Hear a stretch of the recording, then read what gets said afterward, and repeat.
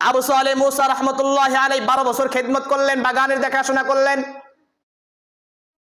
12 বছর পর যখন আবার ওই মুরব্বীর কাছে অনুমতি নিতে গেছেন, আপনার সাথে চুক্তি ছিল 12 বছর হয়ে গেলে একটা আপেলের মূল্যের আপনি সেই দামটা ছেড়ে দিবেন, আমাকে মাফ করে দিবেন। 12 বছর শেষ, এবার অনুমতি দেন, আমি আমার জায়গায় চলে যাই। এবার মুরব্বী বলে, না না, হবে না, আমার আপেল খেয়েছো, আরো একটা শর্ত আছে। কি শর্ত? আমার মেয়ে আছে একটা, বিয়ে করতে হবে। কেমন মেয়ে তাও শুনে নাও।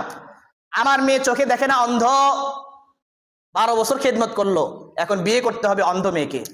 আছে কেউ রাজি? এই যুগে পাওয়া যাবে? অন্ধ মেয়েকে বিয়ে করতে হবে।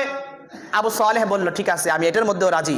অন্ধের সাথে আমি জীবন কাটাবো, 50-60 বছর 70 বছর এমনি কেটে যাবে, কিন্তু একটা আপেলের কারণে আল্লাহ যদি আমাকে হিসাব নেন, হাজার হাজার বছর জাহান্নামের আগুনের মধ্যে পড়তে হবে। আমি রাজি হয়ে গেলাম। বলি সুবহানাল্লাহ। এরপরে মুরব্বী বলল, শুধু অন্ধ তাই নয়, আমার মেয়ে বোবা, কথা বলতে পারে না। শুধু বুবা তাই নয়, আমার মেয়ে হাঁটতে পারে না, আমার মেয়ের পায়ে সমস্যা, লুলা। ঠিক আছে, তাও রাজি। অন্ধ, বুবা, লুলা, তার সাথে আমি সংসার। আব্দুল কাদের জিলানী রহমতুল্লাহ আলাইহি, তার পিতা আবু সালেহ মুসা রহমতুল্লাহ আলাইহি, তখন তিনি বিবাহ করেন নাই। তিনি অনেক বড় আল্লাহ ওয়ালা ছিলেন, আল্লাহ তাআলা খাঁটি একজন বান্দা ছিলেন। তিনি আল্লাহর ইবাদত করতেন। একদিন নদীর পাশ দিয়ে যাচ্ছিলেন, অনেক ক্ষুধার্ত অবস্থায় ছিলেন আবু সালেহ মুসা জঙ্গি রহমতুল্লাহ আলাইহি। ক্ষুধার তাড়নায় খাওয়ার মতো তার কিছুই ছিল না। নদীর মধ্যে তাকিয়ে দেখেন ছোট্ট একটা আপেল ভেসে ভেসে আসতেছে। আবু সালেহ মুসা রহমতুল্লাহ আলাইহি ছোট্ট একটা আপেল খেয়ে নিলেন। আপেল খাওয়ার পরে এবার অনুশোচনা জেগেছে, আমি যেই নদীর থেকে আপেলটা খেলাম, এটা তো নিশ্চয়ই কারো না কারো গাছের আপেল হবে, কিন্তু আমি এত বড় আল্লাহ ওয়ালা, আল্লাহরে তো ইবাদত করি, কিন্তু অন্যের সম্পদ না বলে আমি খেয়ে ফেলেছি, তাহলে তো এর পরিমাণ হিসাব আল্লাহর দরবারে দিতে হবে। এবার আবু সালেহ মুসা জঙ্গি রহমতুল্লাহ আলাইহি নদীর কিনারা ধরে চলতেছে।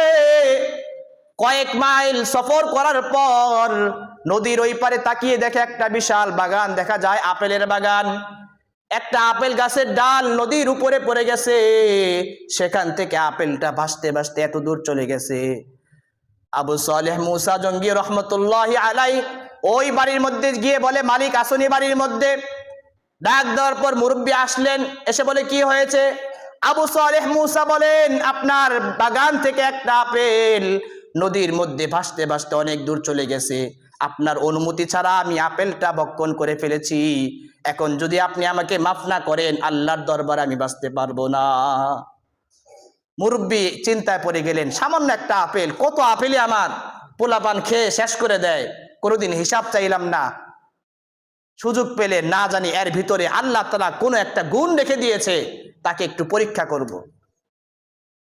তখন ওই বাগানের মালিক আবু সালেহ মুসা জঙ্গি রহমতুল্লাহ আলাইহিকে বললেন, আপেল খেয়েছো, আমার সম্পদ, মাফ করবো, একটা শর্ত আছে। আবু সালেহ মুসা বলে, কি শর্ত?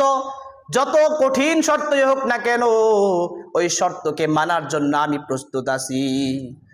তখন মুরব্বী বলে, শর্ত হলো 12 বছর আমার বাড়ির মধ্যে কামলা দিতে হবে।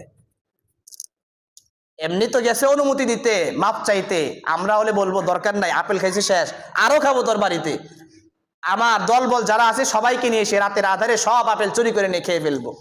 কিন্তু তার ভিতরে আল্লাহ তাআলার ভয়, তাকওয়া, যুহদ এত পরিমাণ ছিল। ঠিক আছে, আমি দুনিয়ার মধ্যে 12 বছর কামলাগিরি করব, আপনার বাগানের মধ্যে কাজ করব, কিন্তু আল্লাহ তাআলার জন্য একটা আপেলের জন্য আল্লাহর কাছে যেন ধরা না খাই।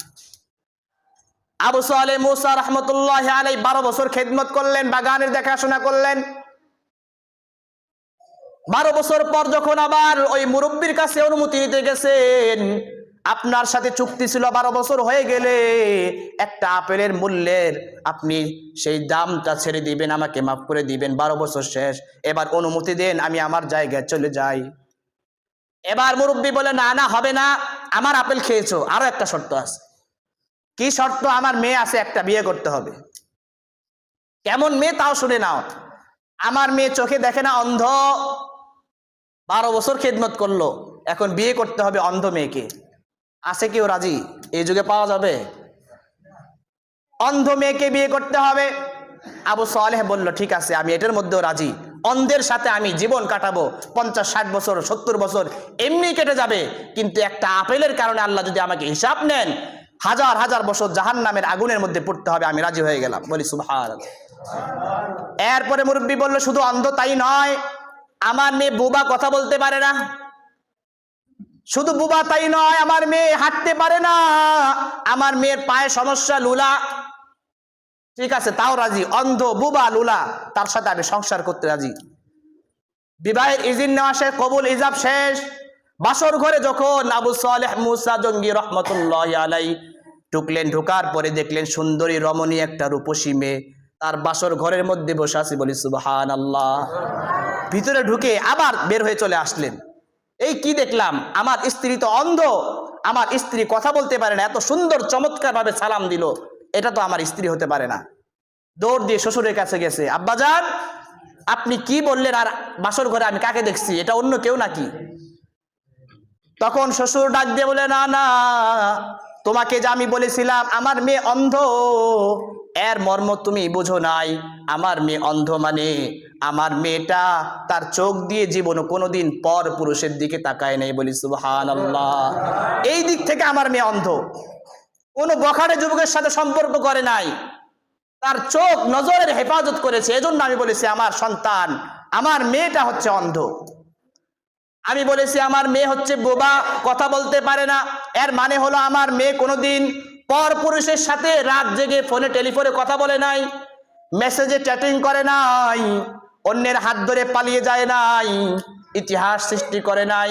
এজন্য আমি বলেছি আমার মেয়ে বোবা, কারোর সাথে কথা বলে নাই, এই দিক থেকে বোবা।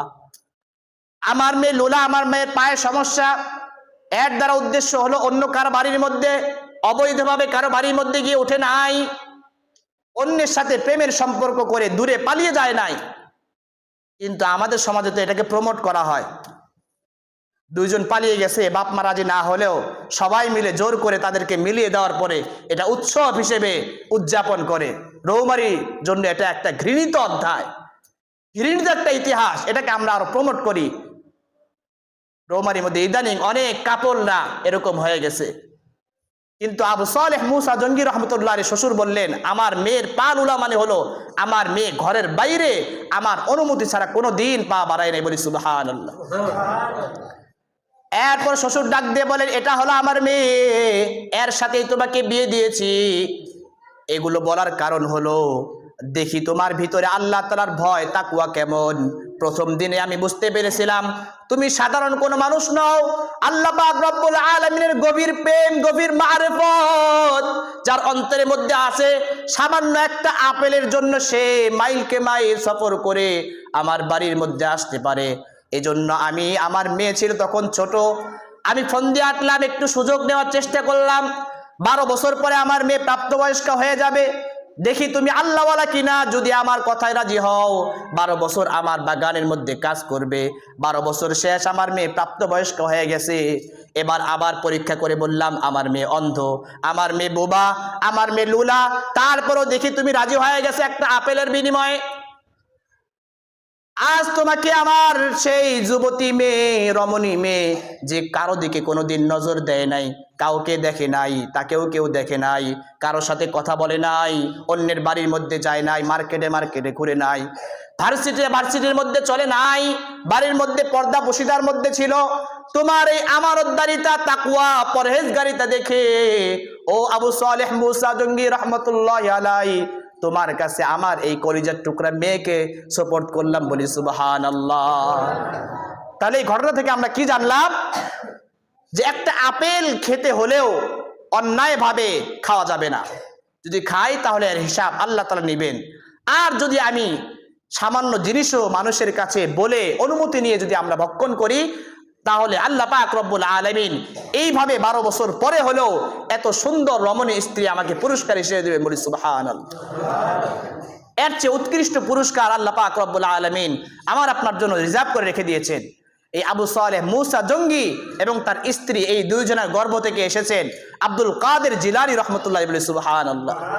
যুগের অনেক বড় মারিফাতের সাগরের অধিকারী, তাসাউফ আধ্যাত্মিক জগতের একজন রাহবার ছিলেন আব্দুল কাদের জিলানী। তাহলে মা যেমন, তার বাবা যেমন, তার থেকে তো সন্তান এরকমই বের হবে। কিন্তু আমরা যদি অনুমতি ছাড়া কারো সম্পদ ভক্ষণ করি, আমার ভিতরে হারাম মাল ঢুকাই, আমার সম্পদ যদি হারাম দিয়ে গড়ে তুলি, অন্যের সম্পদ দিয়ে আমি আমার সম্পদের পাহাড় গড়লাম, এর দ্বারা আমার কোনো ফায়দা হবে না।